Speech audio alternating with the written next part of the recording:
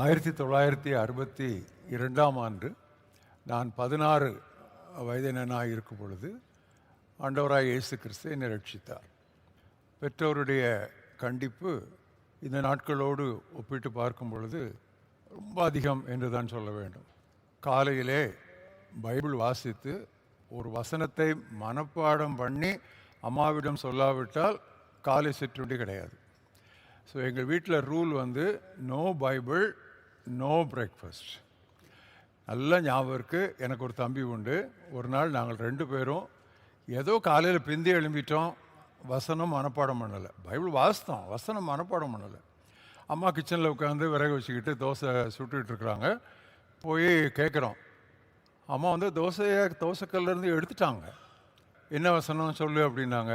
Mummy இன்றைக்கி விட்டுருங்க, எனக்கு அவசரமாகிடுச்சு, ஸ்கூலுக்கு டைம் ஆயிடுச்சுன்னு சொல்லி பட்னியாக போட்டாங்க. ஸோ நானும் என் தம்பியும் பல முறை பட்டினியாக நாங்கள் பள்ளிக்கூடத்திற்கு போயிருக்கிறோம்.